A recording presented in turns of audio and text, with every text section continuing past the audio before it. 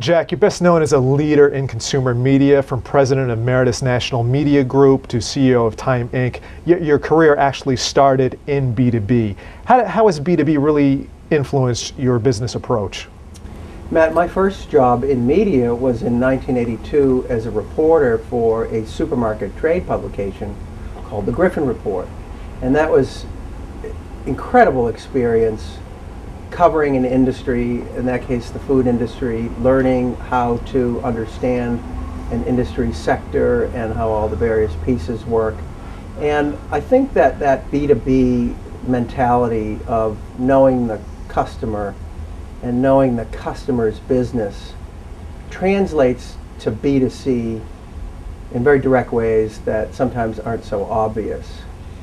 When I got to Meredith for the second time in about 2004, Meredith at the time was very focused on the home category and the home industry and related industries. And you'll remember that we were in the midst of a tremendous housing boom in the United States, and it was very clear that that was not going to last. And so we took a look at our competitive position at Meredith, essentially took a B2B approach in terms of building a new kind of business model in print-based media, and built out Meredith into a full-service, vertically oriented, surround the customer approach that is essentially right out of the B2B playbook. So I never really left B2B. Okay, terrific. There's a lot of talk these days about the viability of media, particularly B2B media, from the investment sector, from the marketing sector. What is the most viable aspect of B2B today? Well, I think if you look at media in general, what B2B and B2C share are many things. Your conference is about the customer-driven future, and I think that is spot on. And the reason is that the subsidy that we all enjoyed, whether you're in B2B or B2C, from the gold river of advertising, print-based advertising, has essentially withered away for all of us. And so now the customer is the coin of the realm. And I think if you look at the B2B companies that ABM represents, I would look to the audience, the customer, the ability to aggregate that audience, understand that audience through data, and ultimately deliver compelling content and solutions as the core organizing principle of what these businesses are all about. In our work, and the presentation that I'll be giving at the conference in San Francisco focuses on 4 building blocks. And they may seem obvious, but I think when you illustrate them and amplify them, you can develop new frameworks to think about your business. And so we characterize them this way. The first being audience and data around that audience. The second is the content and the brands that go with that content. The third is the convening power, the unique convening power that B2B companies have, and the inherent community aspects that go with that. And when you think about B2B, B2B has always been about communities and shared interest. And then the fourth is something that is new. It's consumer behavior. It's jumped into our lives. It's the intersection of social media and mobile.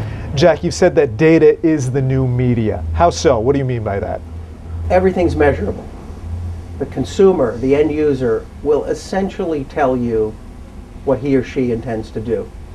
And the best-in-class companies, many of which we've looked at in doing this work, are building their business models around the ability to interact with the customer, to take that data, to aggregate that data, to fuse it into their business models and the way they create content. And if you step back, data being the new media, think about what data does on the buy side.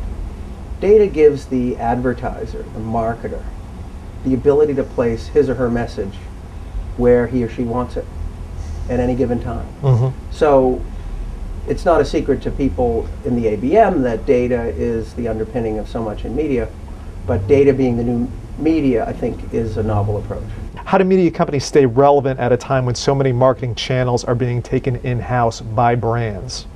Great question, and one of the things I'm most surprised at in my work in media is how few people talk in the main about great content. And I think part of that is the fact that we've gone through this really difficult economic downturn, and lots of the energy and lots of the conversation gets focused on financial viability and financial metrics. But fundamentally, advertisers and marketers are buying attention. And attention generally comes from having the right content in the right format, on the right platform, where the consumer or the end user wants to engage with it. And we're in a pretty simple business in that respect. But as you know, the methods and forms of advertising, particularly in B2B, are changing so quickly, depending on whose forecast you look at. Next year, digital may in fact surpass print in terms of total dollars spent. And then when you put mobile into it, you have a whole nother different set of factors to deal with. But at its root, commodity content will go away because there's just too much choice. Mm-hmm. And it's the compelling content that the end user can't get anywhere else, gets on his or her terms, that will drive advertising in all of its forms. Right. Terrific. Jack, thank you very much. We're looking forward to seeing you at ABM's annual conference. I'm looking forward to being there. We appreciate very much the opportunity to do this, and see you in San Francisco.